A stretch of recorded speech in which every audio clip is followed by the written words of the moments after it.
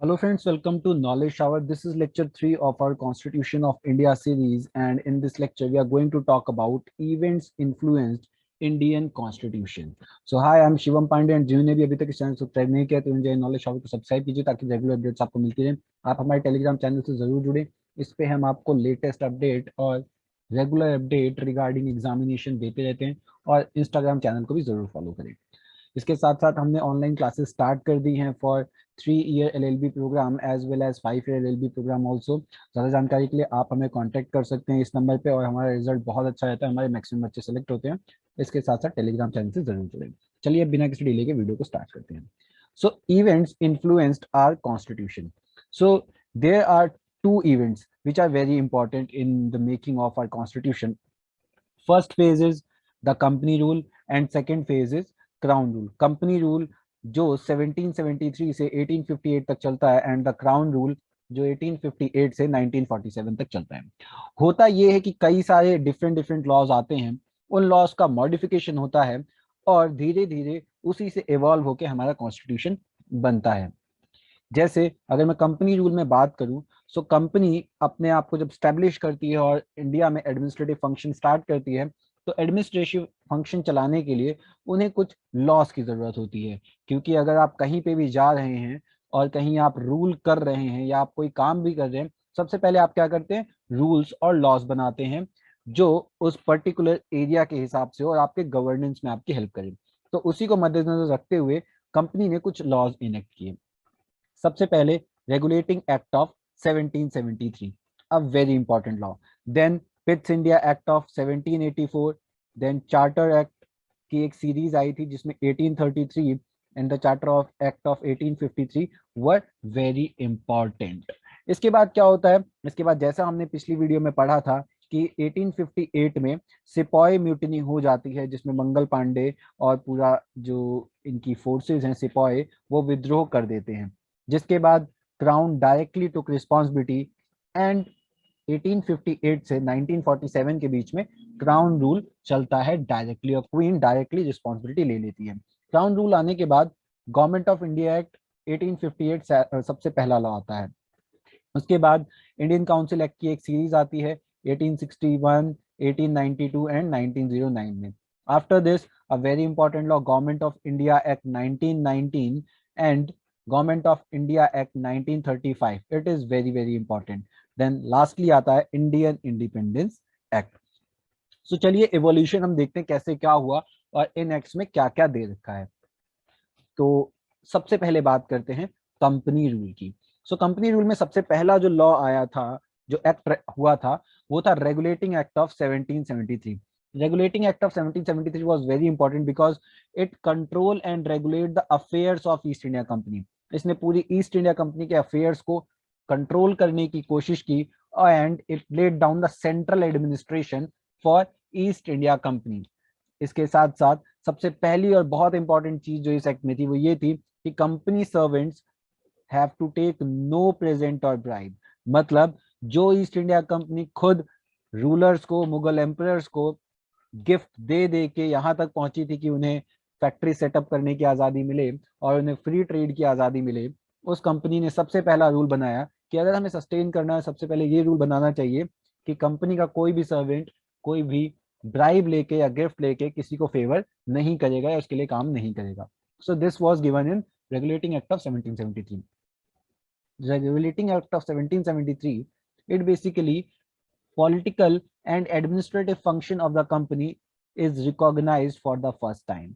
So in this act, the political and administrative function of the company was recognized. And as I told you, it laid down the foundation of central administration, कि company का central administration कैसे होगा और कैसे company centrally govern करेगी सारी चीजों को।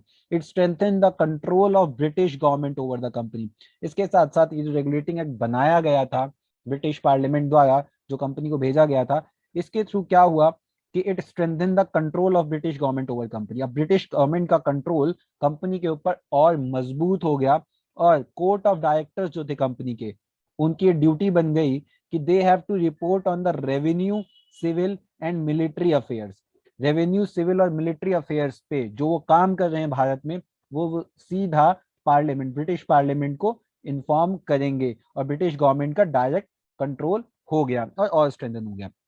इसके साथ साथ एक बहुत ही इंपॉर्टेंट चीज हुई, गवर्नर ऑफ बंगाल का जो टाइटल है वो चेंज करके कर दिया जाता है governor general of Bengal. It is very important, जो पहले गवर्नर ऑफ बंगाल था उस टाइटल को बढ़ा के अब गवर्नर जनरल ऑफ बंगाल कर दिया जाता है। And first governor general of Bengal थे Warren Hastings, a very important person, he was the first governor general of Bengal. इसके साथ साथ 1773 एक्ट के through establishment of supreme court, एक सुप्रीम कोर्ट स्टैब्लिश कर दी जाती है at Calcutta, and the Calcutta Supreme Court was established on in 1774. It consists of 4 judges, that is 1 plus 3, और जो फर्स्ट चीफ जस्टिस थे इसके वो थे Elijah Impey. Elijah Impey was the first chief justice of the supreme court of Calcutta.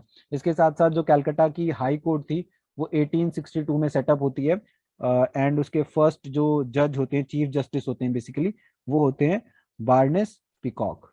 सो इनको आप confuse मत कीजिएगा। इसके बाद क्या होता है कि टेरिटरीज बड़ी होती हैं और जैसे जैसे टेरिटरीज बड़ी होती हैं कंपनी को कुछ रिफॉर्म भी करने पड़ते हैं अपने लॉज में और रूल में ताकि वो एफिशिएंटली काम कर सके। और उसके बाद आता है पिट्स इंडिया एक्ट ऑफ 1774 जो इन सारी चीजों से डील करता है क्योंकि कंपनी धीरे धीरे इवॉल्व हो रही थी। और पिट्स इंडिया एक्ट ऑफ 1784 इसमें पहली बात ये डाली जाती है कि देखिए system of double governance, it is very important, ये चीज डाली जाती है ताकि कंपनी जो है एफिशिएंटली वर्क कर सके, ताकि वो अच्छे से और अपने आप को मजबूत कर सके। इसलिए पिट्स इंडिया एक्ट में सबसे पहला जो प्रोविजन होता है वो डबल गवर्नेंस की बात की जाती है। Double the system of double governance was introduced. Double governance क्या था? डबल गवर्नेंस में जो अब कंपनी का काम था वो 2 पार्ट्स में बांट दिया जाता है, एक कोर्ट ऑफ डायरेक्टर्स और दूसरा board of control. Court of directors जिनका काम केवल ये होता है कि वो कॉमर्शियल अफेयर्स पे काम करें, पैसे कैसे जमा करने हैं, टैक्सेस कैसे लगाने हैं, इन सब पे कोर्ट ऑफ डायरेक्टर्स काम करेंगे, only on commercial affair. And board of control काम करेंगे पॉलिटिकल अफेयर्स पे। पॉलिटिकल अफेयर्स मतलब टेरिटरी का एक्सपेंशन कैसे होना है, एडमिनिस्ट्रेशन कैसे होना है, इस पे काम करेंगे। सो और एफिशिएंटली काम हो सके और मजबूती के साथ चीजें आगे बढ़ सके, इसलिए पिट्स इंडिया एक्ट काम बांट देती है और ये बहुत ही इंपॉर्टेंट स्टेप लेके आते हैं। उसके बाद जो कंपनीज टेरिटरी इन इंडिया है, they are known as the British position in India. जो कंपनी की टेरिटरीज थी भारत में, अब उन्हें ब्रिटिश पोजीशन इन इंडिया कहा जाने लग गया through this act, that is पिट्स India act of 1784। And next is British government जो है उसका supreme control over the companies affairs and administration. Company के अफेयर एंड एडमिनिस्ट्रेशन के ऊपर अब ब्रिटिश गवर्नमेंट का और भी सुप्रीम कंट्रोल हो गया। इसके बाद और रिफॉर्म्स किए जाते हैं, जैसे जैसे टेरिटरी बड़ी होती है और चेंजेस आते हैं। सो चार्टर एक्ट की एक सीरीज लेके आती है, charter act of 1833, a very important act. So charter act of 1833 was the final step towards centralisation in British India. मतलब जो पावर सेंट्रलाइजेशन है उसका ये फाइनल स्टेप था, charter act of 1833। And the laws made under this act, उनको act कहा जाने लग गया। मतलब जो भी कानून इस एक्ट के अंदर बने थे उन्हें लॉज नहीं, उन्हें सीधा एक्ट कहा जाने लग गया। It ended the activities of East India company as commercial body. इसने ईस्ट इंडिया कंपनी की जो एक्टिविटी थी एज अ कॉमर्शियल बॉडी उसको खत्म कर दिया और ये एक एडमिनिस्ट्रेटिव बॉडी बन गई, अ प्योरली एडमिनिस्ट्रेटिव बॉडी। इसके साथ साथ companies territory in India were held in the trust of His Majesty, His heirs and successor। मतलब क्या हुआ इसका? इसका मतलब ये है कि चार्टर एक्ट ऑफ 1833 के तहत अब ये कर दिया गया कि जो कंपनी ने टेरिटरी इंडिया में होल्ड कर रखी है ये कंपनी की टेरिटरी नहीं है, ये कंपनी ने as a trust for majesty, majesty मतलब वहां के जो किंग हैं उनके सक्सेसर हैं, वहां की क्वीन उनकी सक्सेसर और उनके हायर्स, उनके बिहाफ पे कंपनी ने भारत में ये टेरिटरीज होल्ड कर रखी हैं। एक इंपॉर्टेंट चीज होती है कि गवर्नर जनरल ऑफ बंगाल का जो टाइटल है अब उसको और रिक्रिएट करके गवर्नर जनरल ऑफ इंडिया बना दिया जाता है, क्योंकि ब्रिटिश की टेरिटरीज और बढ़ चुकी थी और लगभग वो भारत में फैल चुके थे, इसलिए इस टाइटल को और बड़ा कर दिया जाता है और गवर्नर जनरल ऑफ इंडिया का टाइटल बना दिया जाता है। और ऐसे ही हमारे first governor general of India जो थे वो थे Lord William Bentinck. Lord William Bentinck was the first governor general of India, और लॉर्ड विलियम बेंट्रिक वही व्यक्ति थे जिनके टाइम में सती प्रथा जो है वो बैन की गई थी। सती प्रथा जिसके लिए राजा राम मोहन रॉय ने बढ़ चढ़कर काम किया था। So sati pratha was abolished during William Bentinck. And the last and the very important thing जो चार्टर एक्ट में होती है, it attempt to introduce a system of open competition for the appointment and selection of civil servant, जिसमें भारतीयों को भी involve किया जाना था। इसने एक कोशिश की थी कि सिविल सर्वेंट का शुरुआत किया जाए जिसमें भारतीयों को भी इन्वॉल्व किया जाए, लेकिन ये कोर्ट ऑफ डायरेक्टर्स द्वारा अपोज किया गया। कोर्ट ऑफ डायरेक्टर्स जो डबल गवर्नेंस के थ्रू इंट्रोड्यूस किए गए थे, सो उन्होंने इसको अपोज किया, जिसकी वजह से ये आगे नहीं बढ़ पाया। देन आता है charter act of 1853। Charter act of 1853 it separated the legislative and executive function.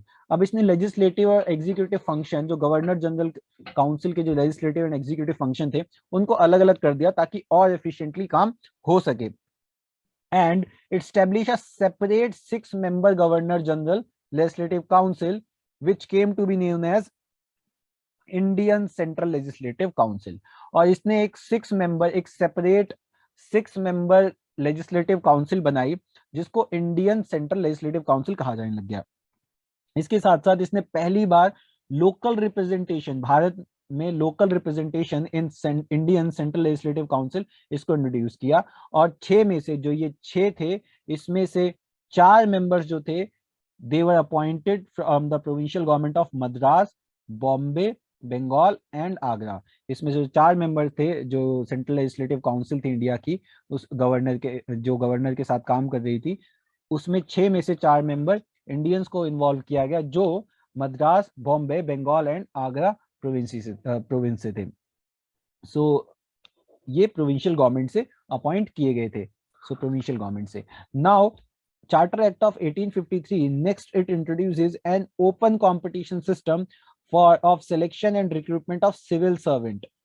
Civil servant के लिए एक system, open competition system introduce होता है इसमें, और ये कंपटीशन सिस्टम में भारतीय भी पार्टिसिपेट कर सकते थे, and it was also open for Indians. And next what this act did, it appointed Macaulay committee इन 1854, और ये कमिटी जो थी ये इंडियन सिविल सर्विसेज के लिए अपॉइंट की गई थी। इसके बाद एज आई टोल्ड यू, सिपाही म्यूटिनी होती है, और सिपाही म्यूटिनी होने के बाद गवर्नमेंट ऑफ ब्रिटिश का जो क्राउन है, crown directly take responsibility, and अब भारत में सीधा क्वीन राज करती है। तो सबसे पहला एक्ट जो लेके आते हैं 1858 में, वो लाते हैं government of India act 1858, and the act is also known as the act for the good government of India।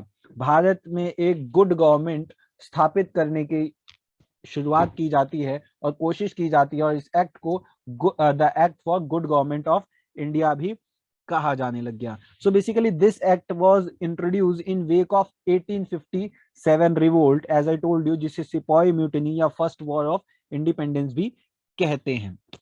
इस एक्ट के थ्रू सबसे पहले क्या किया गया कि it abolishes the East India company and transfer the power of the government, territories and revenue to the British crown. मतलब क्या है, सबसे पहले इसने ईस्ट इंडिया कंपनी को अबॉलिश किया। सिपाही म्यूटिनी जब हुई तो क्वीन को एहसास हुआ कि ब्रिटिश गवर्नमेंट के हाथ से इतना बड़ा देश यूं ही चला जाएगा अगर इस कंपनी को फर्दर हमने काम वहां करने दिया। तो लोगों के बीच में भरोसा बनाने के लिए और कंपनी को हटाने के लिए सबसे पहला काम किया गया कि ईस्ट इंडिया कंपनी को ही अबॉलिश कर दिया गया, और जितनी भी पावर थी वो सारी पावर ट्रांसफर कर दी गई। जितनी भी गवर्नमेंट या टेरिटरीज या रेवेन्यू से रिलेटेड जो भी पावर थी वो सब ब्रिटिश क्राउन को ट्रांसफर कर दी गई। इसके साथ साथ इसी एक्ट के थ्रू जो गवर्नर जनरल ऑफ इंडिया थे उसके टाइटल की जगह वॉइस रॉय ऑफ इंडिया को इंट्रोड्यूस किया गया। Voice Roy who was direct representative of the British crown, direct representative of the British crown, और ये डायरेक्टली ब्रिटिश क्राउन को यहां पे रिप्रेजेंट करते थे। And first voice Roy of India was Lord Canning, he was the first voice Roy of India. Again it abolish the system of double governance in India. जो system of double governance था जिसमें court of directors and board of control थे, इस system को हटा दिया जाता है। And it introduces the office of secretary of state of India. Office of secretary of state of India को इंट्रोड्यूस किया जाता है, और ऑफिस और जो secretary of state of India होते थे वो ब्रिटिश कैबिनेट के मेंबर होते थे, and he was directly responsible to the legislature of British parliament, that is it was he was directly responsible to British parliament. जो viceroy थे he represent British crown, where secretary of state of India जो थे वो British cabinet को represent करते थे, और वो ब्रिटिश पार्लियामेंट को डायरेक्टली रिस्पॉन्सिबल होते थे। The first secretary of state for India वो थे Lord Stanley, was the first secretary of state for India. After this 15 member council introduce होती है, जो एक एडवाइजरी बॉडी होती है to assist secretary of state for India, chaired by secretary of state. और इनको असिस्ट करने के लिए एक 15 मेंबर एडवाइजरी बॉडी काउंसिल जो है वो बनाई गई। 1857 रिवोल्ट के बाद ब्रिटिश गवर्नमेंट को ये समझ आ जाता है कि अगर हमें इंडिया में लंबे समय तक एडमिनिस्ट्रेशन करना है तो हमें इंडियंस को एडमिनिस्ट्रेशन में इन्वॉल्व करना पड़ेगा, और उनकी मदद से ही हम लंबे समय तक रूल कर सकते हैं। इसी को ध्यान में रखते हुए इंडियन काउंसिल एक्ट को इंट्रोड्यूस किया जाता है, एंड उसको 1861 में इंट्रोड्यूस किया जाता है, उसको मॉडिफाई किया जाता है 1892 में, and then in 1909। So the very first act, Indian council act 1861। So इसमें it was the beginning of the representative institution by associating Indians with the law making process. Indians को law making process में involve किया जाता है। आप जिस देश पे रूल कर रहे हैं, अगर आप उस देश के लोगों को ही इन्वॉल्व नहीं करेंगे लॉ मेकिंग प्रोसेस में, जिनके लिए कानून बन रहा है उन्हीं को इन्वॉल्व नहीं करेंगे, तो विद्रोह होना तो लाजमी है। इसलिए उनको लॉ मेकिंग प्रोसेस में इन्वॉल्व किया जाता है, ताकि ऐसा शो किया जा सके कि आप ही के लोग आपके लिए रूल बना रहे हैं।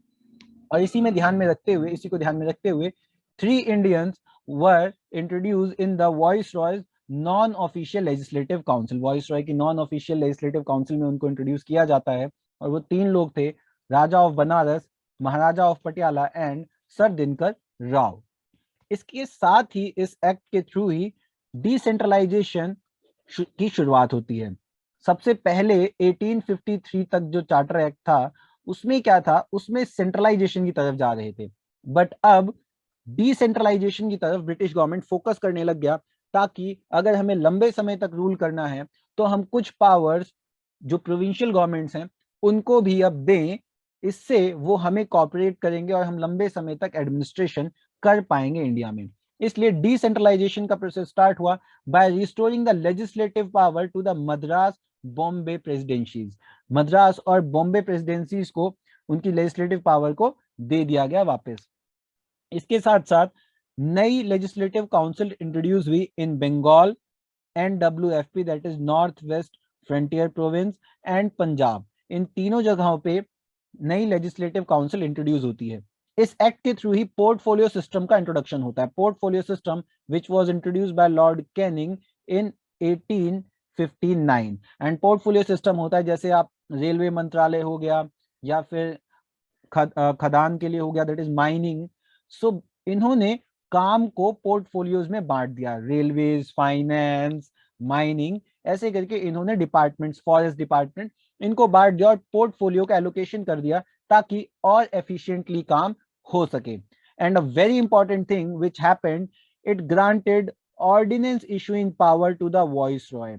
वॉइस रॉय को इस एक्ट के थ्रू ऑर्डिनेंस इशू पावर दे दी जाती है ड्यूरिंग इमरजेंसी, और ये ऑर्डिनेंस इशू पावर 6 महीने के लिए वैलिड होती है। ये हमारे प्रेजेंट कॉन्स्टिट्यूशन में भी है कि प्रेसिडेंट को ऑर्डिनेंस इशू पावर मिली हुई है। आप मुझे कमेंट सेक्शन में बताइए which article of Indian constitution talks about ordinance issue power of the president.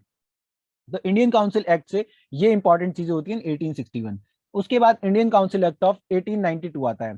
1892 में क्या होता है कि जो नॉन ऑफिशियल सीट्स थी वाइसरॉय की, non official seats in the legislative council of viceroy, इसको बढ़ा दिया था। नंबर ऑफ सीट्स इंक्रीज कर दी जाती हैं in the non official seats in the legislative council of the viceroy. इसके साथ साथ it gave legislative council to power to discuss the budget and address question to the executive. Power और बढ़ा के लेजिस्लेटिव काउंसिल की उनको budget discuss करने की पावर, और वो अगर कोई क्वेश्चन एड्रेस करना चाहते हैं एग्जीक्यूटिव को तो उसकी पावर भी उन्हें दे दी जाती है। And the act made a limited and indirect provision for the use of election. Act जो है नॉन ऑफिशियल सीट्स को फुल करने के लिए इलेक्शन इंट्रोड्यूस कर देता है। It's a indirect provision for election, वो इंट्रोड्यूस किया जाता है, हालांकि उन्होंने कहीं पे भी वोटिंग मेंशन नहीं किया है। एंड रिफॉर्म्स और आगे बढ़ते हैं, इंडियन काउंसिल एक्ट 1909 आता है, and this act was very important. This act was known as Morley Minto reform. Morley, who was the secretary of state of India at that time, and Minto, who was the viceroy of India at that time, ये act उन्हीं के नाम पे जाना जाता है और इसे मॉर्लो मिंटो रिफॉर्म कहते हैं। It raises the number of the members in the central legislative council from 16 to 60। ये सेंट्रल लेजिस्लेटिव काउंसिल में जो मेंबर्स होते हैं उनकी संख्या 16 से 60 कर देता है, अब 60 हो गए। And provide association of Indian with the executive council of the viceroy and governor. और इंडियंस का जो एसोसिएशन होता है फर्दर और इंक्लूड करता है वो इंडियंस को, और वो executive council of viceroy and governor इनके साथ भी इंट्रोड्यूस करता है इंडियंस को। एंड ऐसे ही पहले व्यक्ति थे जिनको इन्वॉल्व किया जाता है लॉ डिपार्टमेंट में, वो थे Satyendra Prasad Sinha, who was made an executive council member in the law department. Through this act it introduces a system of communal representation. ये बहुत इंपॉर्टेंट चीज थी, जो डिवाइड एंड रूल जहां से शुरू होता है। इसने कम्युनल रिप्रेजेंटेशन की शुरुआत की, communal representation for Muslim, by accepting the concept of separate electorate. Separate electorate के प्रिंसिपल को एक्सेप्ट करते हुए इन्होंने कम्युनल रिप्रेजेंटेशन फॉर मुस्लिम ये स्टैब्लिश कर दिया। कम्युनल रिप्रेजेंटेशन का मतलब ये था कि अगर कोई मुस्लिम खड़ा होता है किसी मुस्लिम एरिया से, तो उसे केवल मुस्लिम ही वोट देंगे, कोई हिंदू वोट नहीं दे सकता। तो ये था कम्युनल रिप्रेजेंटेशन जिसको इंट्रोड्यूस किया गया था, और इसी एक्ट के थ्रू कम्युनलिज्म लीगलाइज कर दी गई। It legalizes communalism, and that's why Lord Minto, he was known as the father of communal electorate. He was known as father of communal electorate.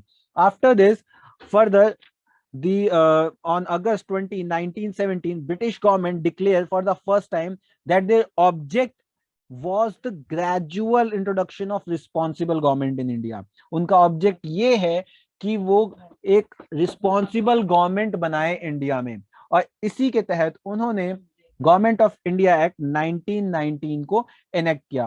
Government of India act 1919 which was known as Montagu-Chelmsford Reform. Montagu, who was the Secretary of State of India at that time, and Chelmsford, who was the Viceroy of India at that time, उनके नाम पे इस act का नाम रखा गया। It demarcated and separated the central and provincial subject. इसने responsible government setup करने के लिए सबसे पहली चीज क्या की कि इन्होंने सेंट्रल और प्रोविंशियल सब्जेक्ट की एक लिस्ट बनाई जिसपे सेंटर कानून बना सकता है और प्रोविंशियल सब्जेक्ट जिसपे प्रोविंस कानून बना सकते हैं, उनकी एक लिस्ट बनाई और उसको सेपरेट कर दिया। इसके साथ साथ इसी के साथ ही डायरार्की इंट्रोड्यूस हो गई। दैट इज सेंट्रल और प्रोविंशियल गवर्नमेंट की जो लिस्ट है, इसके साथ साथ ही डायरार्की का इंट्रोडक्शन हुआ, इंट्रोडक्शन ऑफ डायरार्की। एंड डायरार्की के थ्रू क्या किया गया, द प्रोविंशियल सब्जेक्ट जो थे उसमें उसको दो में डिवाइड किया गया। एक थे ट्रांसफर्ड सब्जेक्ट और एक थे रिजर्व्ड सब्जेक्ट। ट्रांसफर्ड सब्जेक्ट वो थे जिसमें governor with the aid of minister, ये एडमिनिस्ट्रेशन ऐसे चलता था। यहाँ पे जो ट्रांसफर सब्जेक्ट में एडमिनिस्ट्रेशन का एक ही प्रोसेस था कि गवर्नर मिनिस्टर्स की हेल्प से कानून बनाएंगे, लॉज बनाएंगे। वेरएस रिजर्व सब्जेक्ट में क्या था कि गवर्नर जो है अपनी एग्जीक्यूटिव काउंसिल के साथ मिलकर लॉज बनाएंगे और उनको मिनिस्टर्स से सलाह मशवरा या एड करने की कोई जरूरत नहीं है। It also introduce bicameralism and direct election, a very important thing. Bicameralism, that is two house system, upper house and lower house, इस सिस्टम को इंट्रोड्यूस किया गया और ये सिस्टम आज भी हमारे देश में लागू होता है। एंड बाइकैमलिज्म बाइकैमलिज्म हमारा जो अपर हाउस है which is Rajya Sabha and lower house which is Lok Sabha. So bicameralism को इंट्रोड्यूस किया गया and system of direct election भी इंट्रोड्यूस होता है through the government of India act 1919।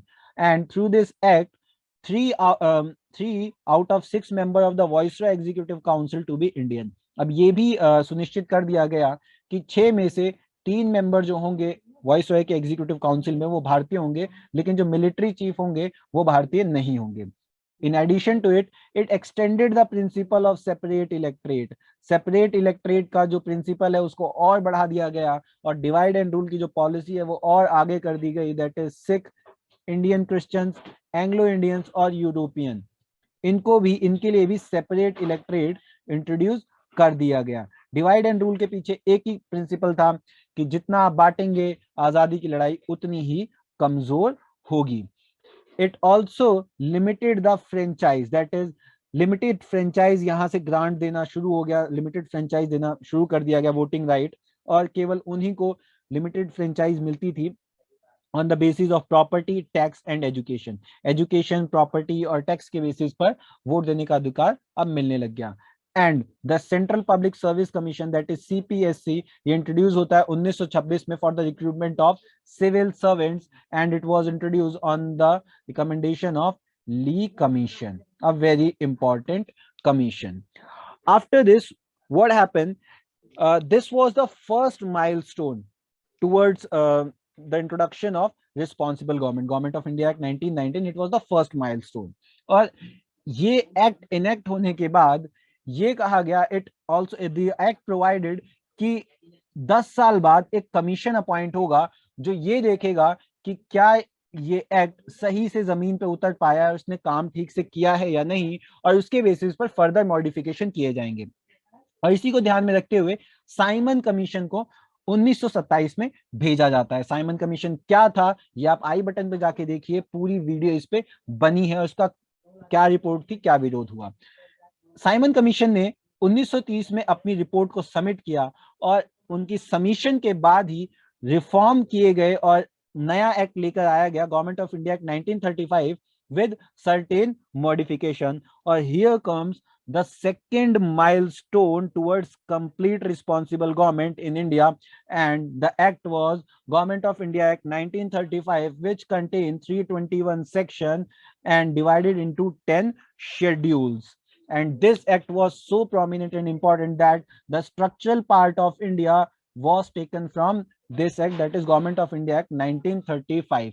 So the first thing which was given, establish all India federation. All India federation का establishment होता है which consist of, all India federation consist of provinces and the princely state.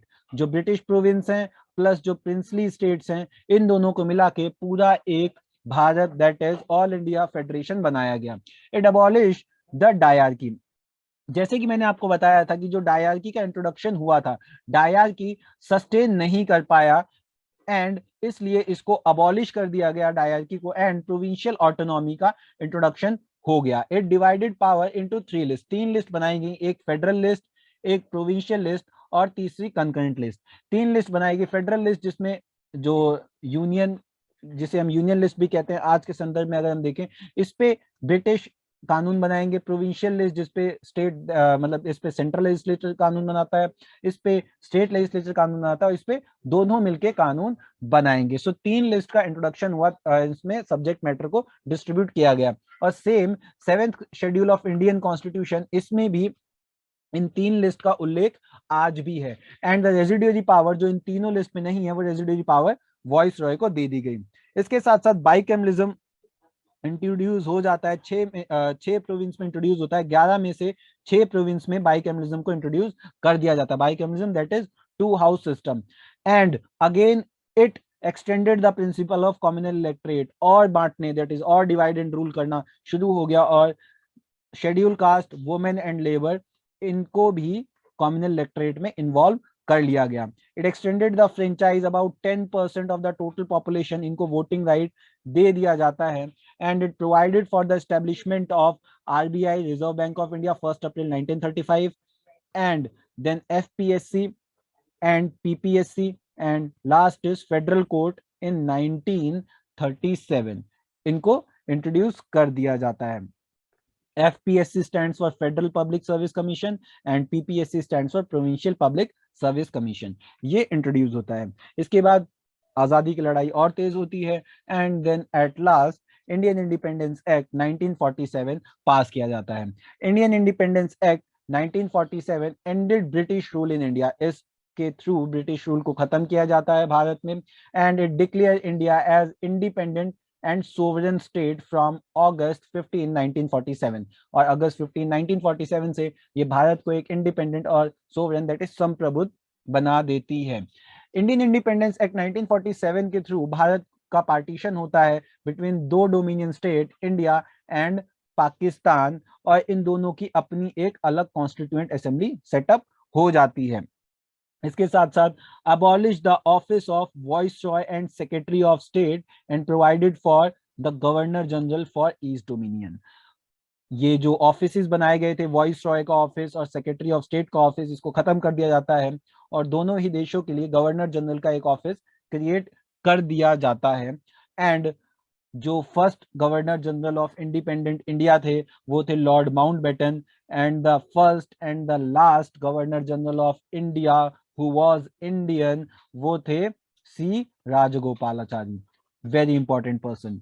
उसके बाद it empower the constituent assembly to frame and adopt any constitution of their respective nation. अपने देश के लिए वो कोई भी कॉन्स्टिट्यूशन अडॉप्ट कर सकते हैं, ये भी इंट्रोड्यूस किया गया। And designated the governor general of India and the provincial governor as the nominal head. So governor general of India और provincial governors को nominal head बना दिया गया। governor general of India को इंडिया का head and the provincial governor को province का head, it was they were nominal head, उनको बना दिया गया। So that's all for today. Next video में हम बात करेंगे कॉन्स्टिट्यूएंट असेंबली की और जो इंटरिम गवर्नमेंट बनी थी उसके बारे में बात करेंगे। So thank you so much for watching. Please like, subscribe and share. Thank you so much.